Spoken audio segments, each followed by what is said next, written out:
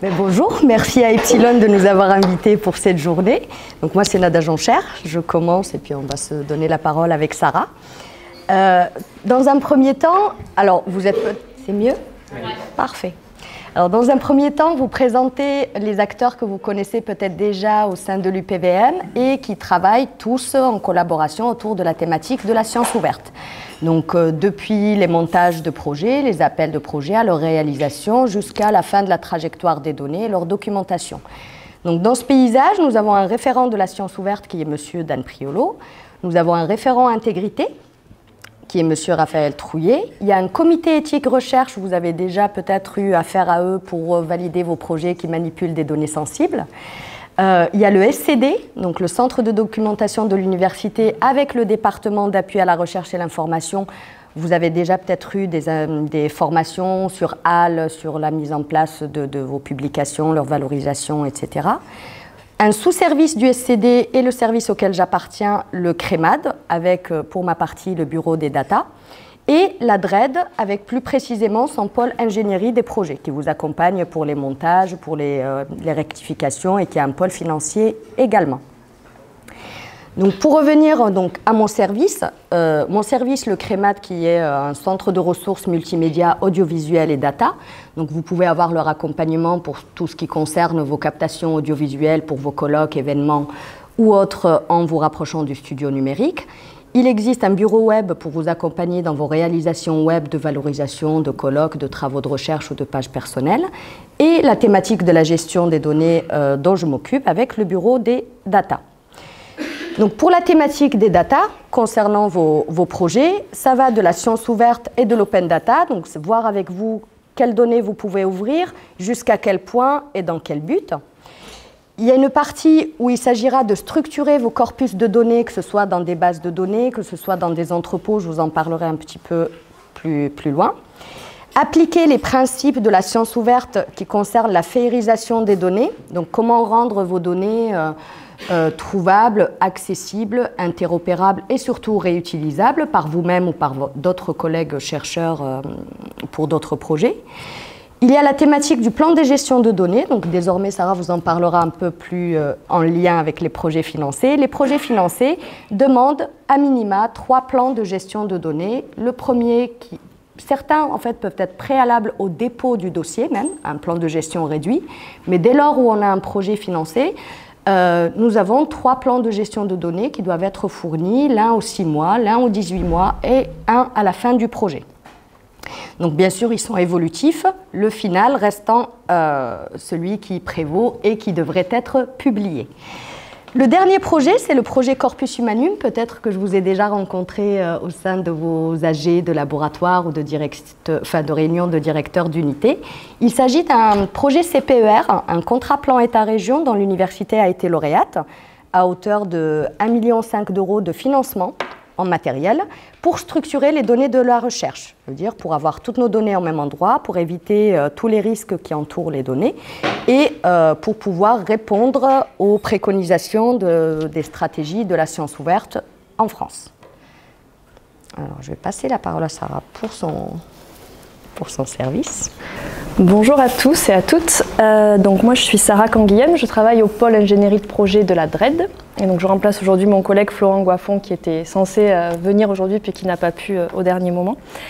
Donc nous, pôle ingénierie de projet, je vous ai mis ici où nous trouver. On a une page sur le site de l'université à la rubrique recherche sur projet. Vous trouverez plein de ressources et notamment la veille sur les appels à projets qu'on fait et qu'on vous met ici à disposition entre autres. On diffuse aussi également via LinkedIn, via Twitter, vous avez toutes les références là. Et pour nous contacter, une adresse générique projet.recherche. Nos missions, donc au pôle ingénierie de projet, c'est de vous accompagner dans le dépôt de vos projets de recherche auprès des différents guichets de financement, qu'ils soient régionaux, nationaux, européens, publics ou privés. On fait une activité de veille sur les différents programmes de financement. On essaye de diffuser l'information via différents canaux, notre site, les réseaux sociaux, des fois des mails ciblés aux directeurs d'unité notamment. des fois via aussi L-Chains, enfin on essaye d'utiliser différents canaux. On mène des actions de sensibilisation et de formation, on peut intervenir à votre demande dans vos unités de recherche si vous le souhaitez. On conseille sur votre stratégie d'accès au financement, enfin voilà, suivant votre projet, on peut essayer de trouver avec vous quel est le meilleur guichet de financement. On vous aide bien sûr concrètement, très pratiquement à la rédaction de vos propositions lorsque vous décidez de déposer un appel, de répondre à un appel à projet. Une fois que votre projet est financé, on vous aide à la mise en place, donc on fait le lien avec la DAGI, avec la DIVEP, avec la DAFPA pour tous les aspects juridiques, financiers, etc. Et une fois que votre projet est financé, que la convention est signée, hop, ça passe dans les mains du service financier pour tout ce qui est gestion. Et enfin, on produit des données et des analyses sur la participation de l'université, des différentes équipes de recherche au programme de financement. Notre équipe, elle est composée de 4 personnes. Il y a Florent Goiffon qui est notre responsable et qui est chargé principalement de vous accompagner sur tout ce qui est dépôt de projets au niveau européen. Et également les programmes un peu plus gros, un peu plus structurants, tels les PIA par exemple. Aïcha Benjilali qui nous a rejoint il y a quelques mois maintenant, et moi-même, Sarah Canguilhem, on est chargé de projet et on vous accompagne pour tout ce qui est projets régionaux, nationaux, ANR, fondations, associations, etc. Et Elsa Bonnier qui est donc l'assistante de notre pôle et qui nous appuie sur les aspects administratifs, de communication, de production de données, de bilan, etc. Voilà pour la présentation de notre pôle. La science ouverte, donc pour rentrer dans le sujet. Donc le but de la science ouverte, qu'est-ce que c'est? C'est partager les connaissances et les outils issus des projets de recherche le plus tôt possible, non seulement entre les chercheurs et entre les disciplines, mais aussi avec la société dans son ensemble. Les financeurs aujourd'hui de la recherche s'inscrivent dans le cadre des différents plans de développement de la science ouverte, par exemple le plan S, qui est un plan au niveau international, européen, le plan national de la science ouverte pour ce qui est du cadre français. Et il y a 2 grands aspects dans ces différents plans, c'est favoriser le libre accès aux publications et contribuer à la structuration et à l'ouverture des données de la recherche. Et en France, on a une approche concertée entre différentes agences de financement, l'ADEME, l'ANR, l'ANRS, l'ANSES, l'ENCA, se coordonnent et travaillent ensemble et ont aujourd'hui les mêmes exigences en fait en termes de sciences ouvertes quand on est financé par eux. Donc pour ces projets financés par ces différents types de financeurs publics, il y a à la fois des obligations, c'est-à-dire qu'aujourd'hui vous êtes obligé de diffuser vos publications en open access, et l'obligation aussi de partager vos données dans des entrepôts de référence. Ça, Nada vous en parlera un peu plus après. Et ces obligations s'accompagnent de moyens, c'est-à-dire que tous les coûts liés à la gestion des données, aux frais de publication en open access, sont des coûts éligibles pour ces financeurs. Donc ce que ça veut dire, c'est qu'il faut les anticiper dès la phase de montage de vos projets. Il faut penser science ouverte et les coûts, prévoir les différents coûts que cela va engendrer. Les différentes agences de financement et notamment l'ANR mettent aussi à disposition des modèles de plans de gestion de données. Ça aussi, Nada vous en parlera un petit peu plus en détail. Et pour certains, proposent des plateformes de publication en open access. Par exemple, au niveau européen, au niveau de la Commission européenne, il y a la plateforme Open Research Europe. Je vais faire un petit focus aujourd'hui sur l'ANR, mais qui veut dire aussi, comme je vous l'ai dit, comme il y a une stratégie concertée, ça vaut pour pratiquement l'ensemble des financeurs publics de la recherche, des différentes agences. Donc l'ANR recommande depuis longtemps maintenant le dépôt des publications dans une archive ouverte, et depuis 2019, c'est devenu obligatoire.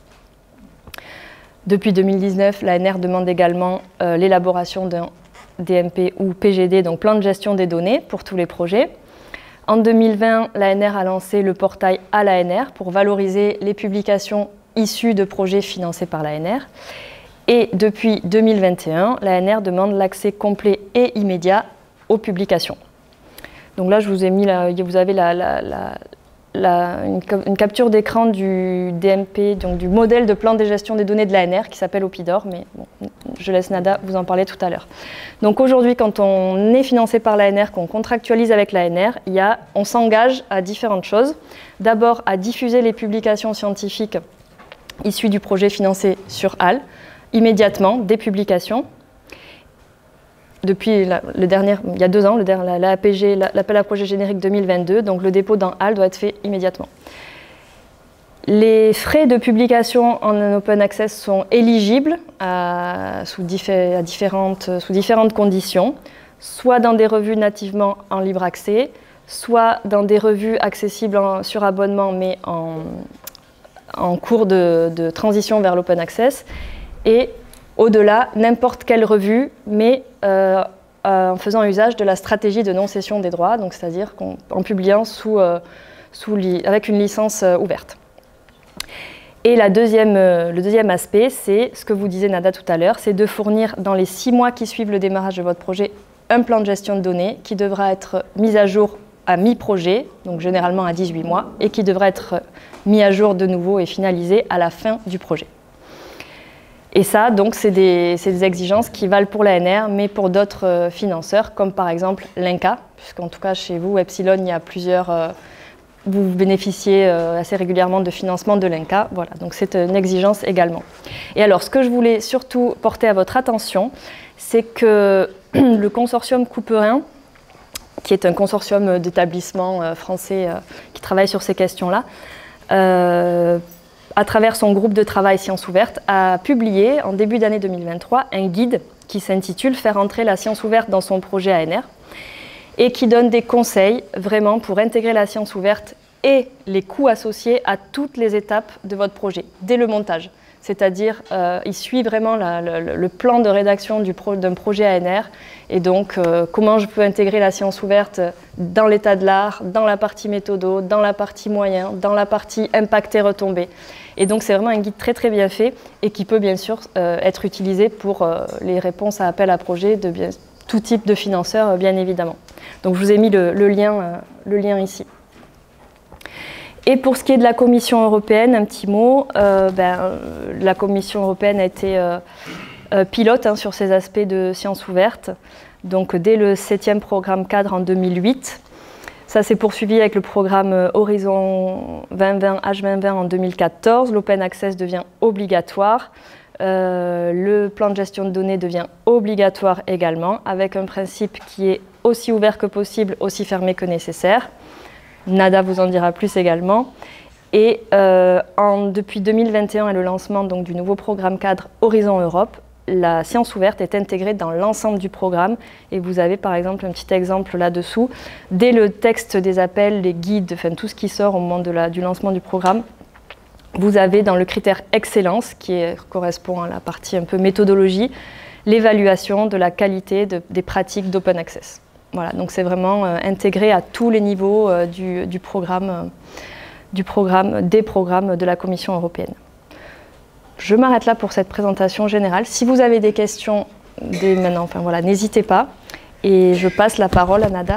Du coup, je reprends.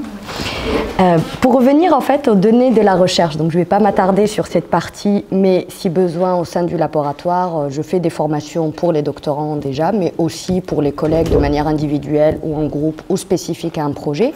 L'idée est de déjà cerner en fait la notion de données.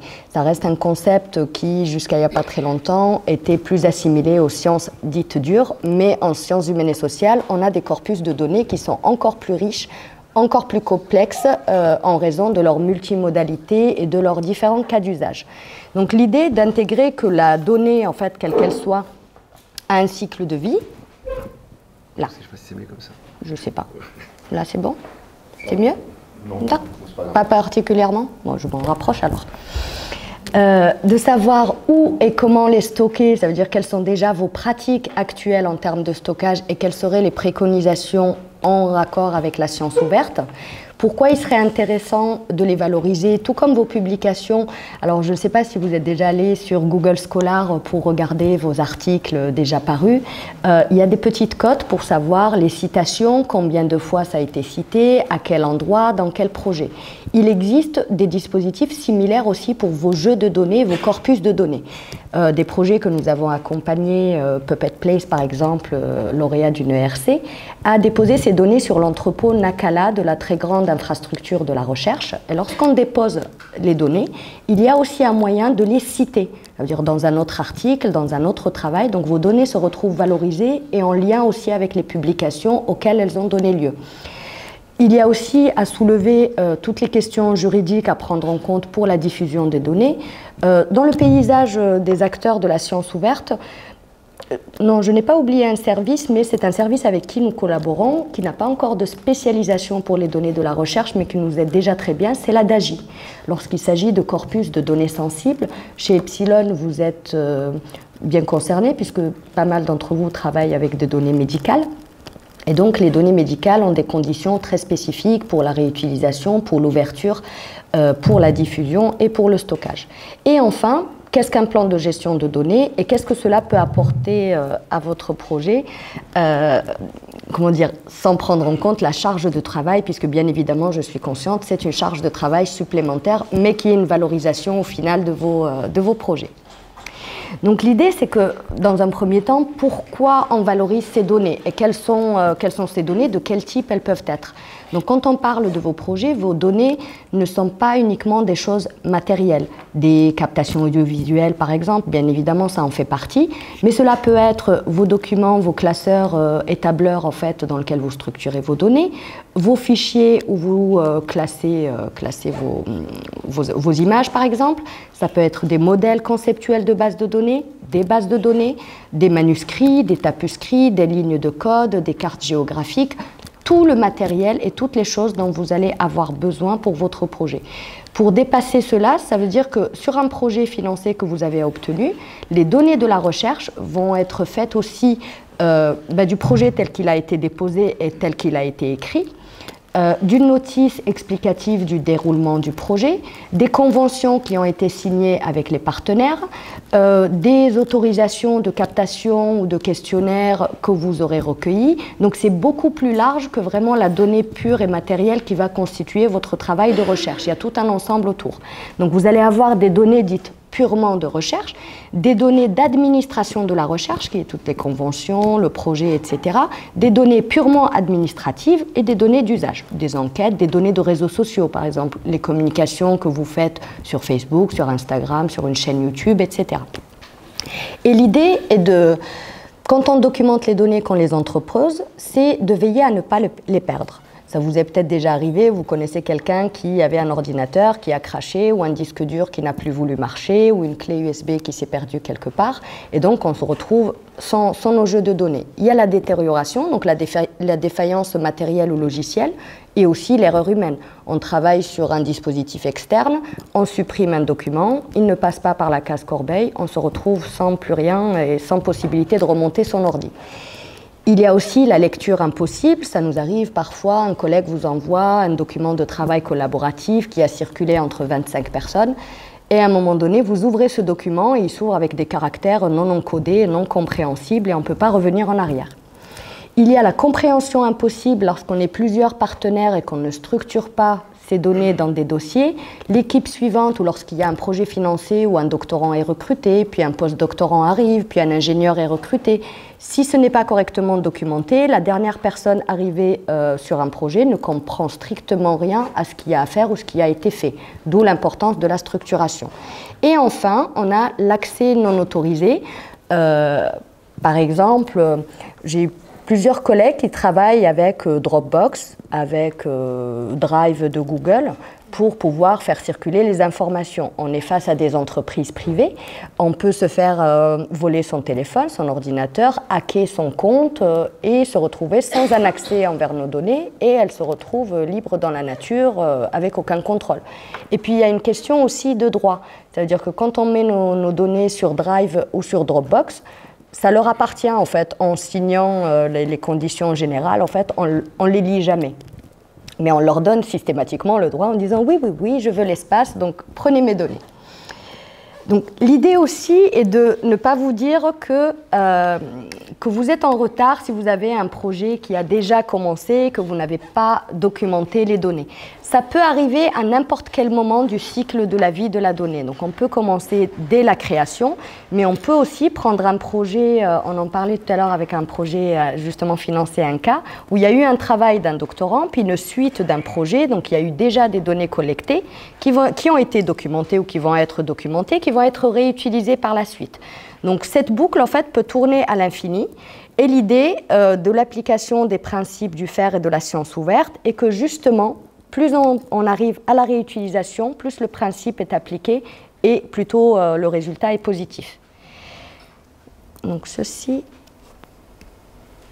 pour les parties générales. Pour arriver vraiment au plan de gestion de données, mais je resterai à votre disposition pour les autres thématiques, le PGD ou le DMP est lié à chaque financeur. Ceci dit, les questions qu'il traite sont similairement les mêmes. Parfois paraissent inintelligibles, mais en fait, c'est plus ou moins les mêmes grands axes, 5 ou 6 axes que nous devons travailler. Certains financeurs exigent la réalisation de ce plan de gestion de données, je vous montrerai sur la plateforme en français, donc il existe des modèles, mais certains demandent qu'il soit réalisé en anglais. Donc, par exemple, le RC, ça fait partie des exigences et donc il doit être fait en anglais et s'appelle du coup un Data Management Plan. Donc, c'est un document. On peut le faire sur un Word tout simple, mais la plateforme nous permet une collaboration et une partie commentaire qui est vraiment nécessaire à cette rédaction. En tout cas, ça me facilite l'échange avec les chercheurs et la prise en main des différents projets. Donc, on va avoir des règles de gestion. Qu'est-ce qu'on va faire avec ces données? Où elles vont aller? Avec qui en a la responsabilité, etc. Il y a la partie documentation, donc la partie documentation générale, mais cette documentation concerne aussi une partie métadonnées. Alors, juste une petite parenthèse, en sciences humaines et sociales, à minima, on utilise la norme standard du Dublin Core qui va concerner 15 balises, qui va définir qui est l'auteur, à qui garantir la paternité et la maternité des données, qui peut utiliser, quand est-ce que ça a été créé, etc. Il va y avoir aussi les modalités de partage.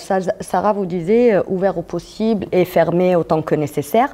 Donc selon les résultats que vous avez eus du comité d'éthique et de recherche, la spécificité des données ou leur sensibilité, le partage va être possible, partiellement possible, voire totalement impossible. Ça veut dire que dans le partage, on peut parler de notre corpus de données, le décrire le projet, mais ne pas donner accès à la captation, par exemple, ou à l'échange, ou à l'entretien, ou sinon partager avec une anonymisation, avec un chiffrement, avec un cryptage, etc. Comment se fait la conservation? Où c'est qu'on les stocke de manière pérenne, hein. Donc la conservation dans un but d'archivage en fait, et pas uniquement de stockage. Et comment on fait pour les valoriser après la fin du projet et pour les remettre dans un autre projet. Ce document va favoriser la compréhension de votre projet de recherche, tout ce que vous avez fait, quelle a été votre méthodologie, quel a été votre état de l'art, quelles ont été vos contraintes, vos applications de traitement logiciel, etc. Et comment cela peut être réutilisé. Vous avez un projet, quelques années après, vous prenez un doctorant, au lieu qu'il récolte son corpus, il part sur un corpus que vous avez déjà et il va le retravailler. Donc c'est pour cela que ce document doit être mis à jour, puisque on peut avoir une idée de où on veut mener la recherche, mais la partie intéressante, c'est de la partie non attendue justement des résultats de la recherche. Donc ce document va être évolutif jusqu'à la fin du projet, où là on aura des résultats présentables. Donc ce plan de gestion de données va s'appuyer sur le cycle de la vie des données que je vous ai montré un petit peu plus tôt. Donc, ce que je vous disais, c'est que c'est similairement les mêmes choses. Donc là, c'est un plan de données ANR qui demande un retour en anglais. Donc, ils sont beaucoup plus axés sur la féerisation de données et ils passent de cet axe-là. Donc, comment rendre ces données trouvables, comment les rendre ouvertes et accessibles, comment les rendre interopérables avec d'autres plateformes. Quand on parle de l'interopérabilité, par exemple, vos publications qui sont sur HAL étant une plateforme moissonnable par d'autres plateformes. On cherche sur le kernel, on peut vous trouver, sur Open Edition, on peut vous trouver, sur Percé, voire même sur Google Scholar. Donc là, c'est les règles de l'interopérabilité pour que votre recherche en fait, ressorte et soit trouvable le plus possible. comment on implique une réutilisation des données, pardon, je fais des bêtises, et qu'est-ce que vous allouez comme ressources et comme RH en fait, pour garantir la sécurité des données, quelles sont vos stratégies. Sur un plan de gestion, toujours l'ANR en français, donc on va similairement être sur les mêmes thématiques, c'est juste organisé différemment. Donc c'est pour décrire vos jeux de données, comment la collecte se fait, comment la réutilisation se fait si c'est le cas, comment vous documentez et garantissez la qualité de vos données. Là, on est sur des actes techniques. Par exemple, vous faites des enregistrements, l'idée est de faire un échantillonnage et de vérifier que c'est lisible, qu'on peut entendre, etc. avant de poursuivre la collecte. Qu'est-ce qu'on fait pour le stockage, la sauvegarde pendant le processus de recherche ? Là, c'est des choses que je travaille avec les enseignants-chercheurs, de savoir qu'on peut passer par notre drive universitaire, qui est l'UPV Drive. La garantie, c'est qu'il a quelques dysfonctionnements, certes, mais dans l'ensemble, il marche plutôt bien. Et on a surtout la garantie d'une double écriture au CINES, le centre d'archivage. Ça veut dire que, vous vous rappelez, à la période où les serveurs de la DSIN ont été attaqués, on n'a rien perdu comme données, puisque tout a été réécrit à distance dans d'autres serveurs. Ça peut être aussi avoir recours à des services qui sont gratuits pour la communauté des enseignants-chercheurs avec la TGIR Humanum et avoir un espace qui est un ShareDocs. ShareDocs ressemble presque à Google Drive en fait, donc y compris dans l'ergonomie, c'est quelque chose de vraiment user-friendly, donc c'est plutôt pas mal comme utilisation. Donc comment on sauvegarde et comment on arrive jusqu'à l'entreposage sur Nakala, qui est un entrepôt. Quelles sont les exigences légales et éthiques et les codes de conduite qu'on doit avoir avec les données? Je ne sais pas, je vous cite un exemple d'un chercheur qui n'était pas au fait de ce genre de pratique et qui travaillait sur du corpus médical et qui se retrouve avec l'hôpital qui lui donne un jeu de données non anonymé, ça veut dire avec les noms, les prénoms, les adresses, numéros de sécurité sociale, etc. Et tout ceci se balade sur un disque dur. Donc en fait, les enjeux peuvent être quand même assez considérables avec ce genre de thématique. Des collègues qui travaillent avec un public de migrants ou avec ce qui s'est passé récemment en Ukraine, justement, des entretiens plutôt politiques où les risques pour ces personnes et pour ce public peuvent être vraiment considérables. Je vous dresse le tableau des cas les plus graves, mais même sur des projets moins sensibles, ça peut être quand même avoir des répercussions négatives. Ensuite, donc, comment on partage ces données et comment on les conserve à long terme, c'est là où on parle de l'entreposage. Et quelles sont du coup, les responsabilités que vous avez et les ressources que vous mettez en matière de gestion de données.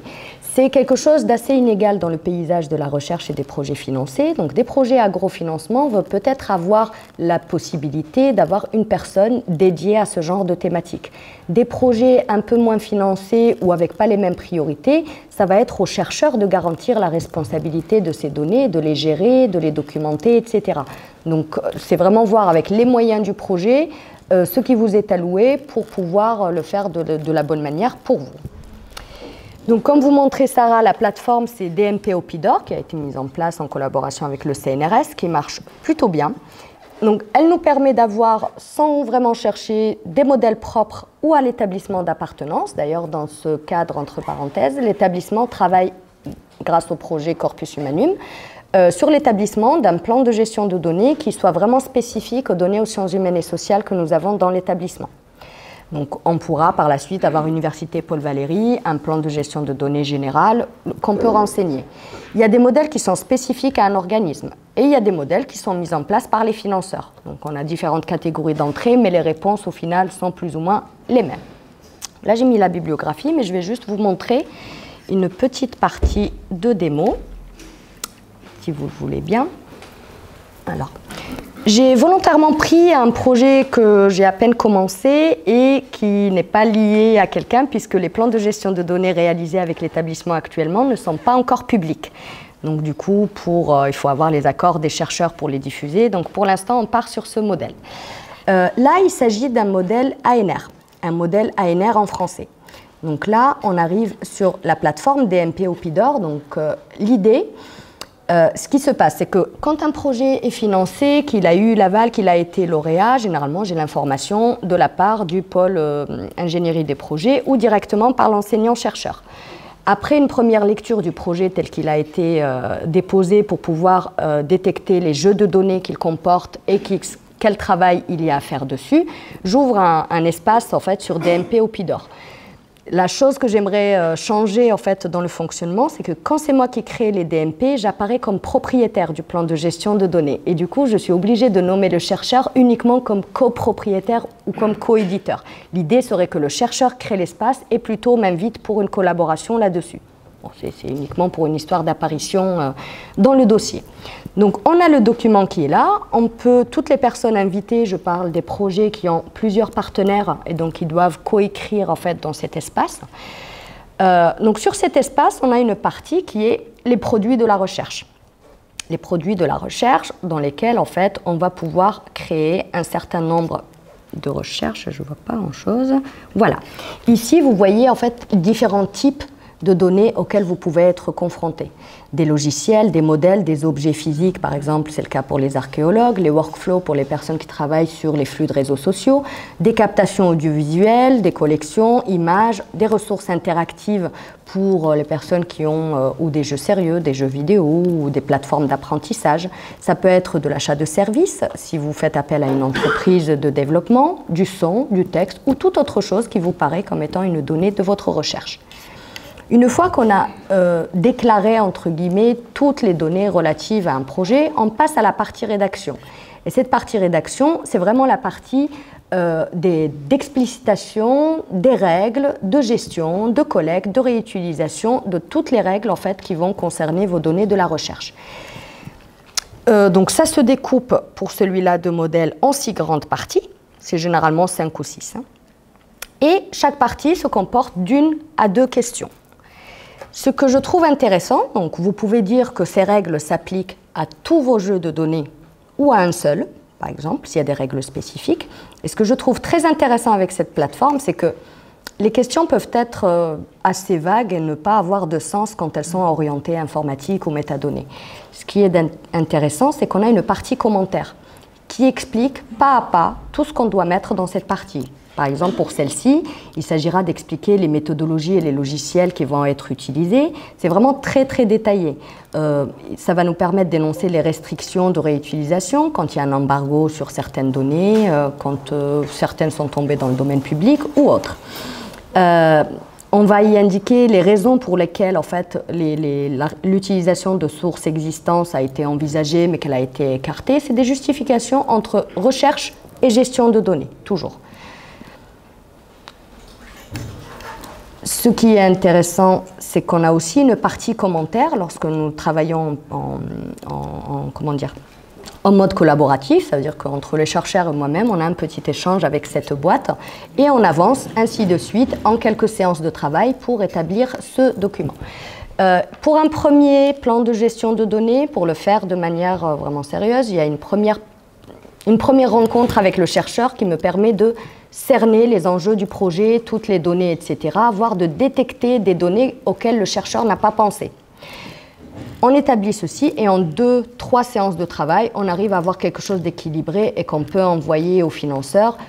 Et par la suite, c'est une sorte de mise à jour, un approfondissement, etc., une stabilisation de ce genre de données. Alors, une fois qu'on a répondu à toutes ces questions, donc il y a des parties qui sont un petit peu plus informatisées, et c'est pour ça que je vous ai montré, alors j'ai mis ceci, mais ça je vous aide là-dessus. Nous avons par exemple un service qui est le service de validation des formats. Je vous parlais d'échantillonnage tout à l'heure pour garantir la qualité, etc. Quand vous collectez des corpus de données, que vous voulez les stabiliser et être sûr qu'ils vont être pérennes, on a ce service qui est offert par le CINES, qui s'appelle facile.cines.fr. Et en fait, on sélectionne un fichier, donc sur votre échantillon, vous en prenez quelques-uns, vous les passez là-dedans et il vous dit si c'est des formats valides, pérennes ou s'il y a un problème qui va se présenter à un moment donné. De manière pour les plus intéressés, en fait, on a vraiment toutes les normes et tout ce qu'on appelle les formats ouverts. C'est-à-dire que, par exemple, privilégier un enregistrement en MP4 plutôt qu'en MP3. Lorsqu'on fait des captations avec une caméra, on pense que le format AVI est un format pérenne et ouvert. Il ne l'est absolument pas. Donc, pour éviter tous ces problèmes et de se retrouver avec des données sur lesquelles on ne va pas pouvoir travailler, l'idée est de faire cela avec ce dispositif pour être sûr de pérenniser le projet. Je ne vais pas rentrer dans le détail puisque ça, c'est un travail que je peux faire avec vous individuellement et que ça prend un petit peu de temps. Mais je vous inviterai à regarder, si vous voulez, à créer un compte, à m'inviter, ou si vous avez des projets financés ou non. Alors financés, c'est obligatoire, donc on doit le faire, mais ça va venir, en fait, à terme, la stratégie va être généralisée et cela va être obligatoire sur tous les projets de recherche en général. Donc une fois qu'on a fini, on peut partager ce document et donc définir si on veut quelqu'un qui fasse de la lecture seule, de l'édition ou autre. Et quand on a fini et qu'on veut l'envoyer au financeur, nous avons un petit espace où on définit le format, on définit la taille. Par exemple, je fais ça, là on n'aura rien du tout. Et je peux télécharger le plan, donc celui-là sera vide bien évidemment. Voilà, il est vide. Donc si vous voulez, et vous avez toutes ces informations en fait qui sont déjà structurées. Donc ça vous sort un document au bon gabarit avec une mise en page qui est plutôt correcte. Donc ça nous facilite quand même pas mal le travail. Ça vous donne l'occasion d'identifier avec votre identifiant ORCID votre travail, avec votre numéro de contrat ANR, etc. C'est la partie que je ne vous ai pas montrée et que je vais vous... Non, c'est pas ici, c'est ici. Que je ne vous ai pas montré, c'est la partie information générale. Donc, à minima, quand l'enseignant-chercheur crée son espace ou que je le crée pour l'inviter, il y a un certain nombre d'informations pour démarrer. Donc, le titre du projet, l'acronyme s'il y en a un, le résumé tel qu'il a été soumis, les sources de financement du projet, les dates de début, de fin, les partenaires qui sont associés lorsque vous avez des projets avec différents partenaires, le coordinateur de projet, et c'est là où j'apparais en fait comme coordinatrice, or c'est au chercheur d'y figurer, les renseignements sur les plans, les numéros, les versions et aussi les numéros d'identification. Donc on met un identifiant pour le plan, qui lui-même, en fait, le plan associé à votre projet de recherche, lui aussi devient une donnée de la recherche, une fois qu'on l'a réalisé. Donc les types d'identifiants, les licences du plan si vous en avez, etc. Et ensuite, on enregistre tout ça et on le télécharge. Je pense que je ne vais pas vous alourdir un petit peu plus. Je vais vous laisser la place pour des questions si vous le souhaitez. J'ai mis quelques références concernant la science ouverte, concernant les nouvelles politiques, concernant différents projets. Et puis je reste à votre disposition si vous avez des questions. Merci. Avec plaisir.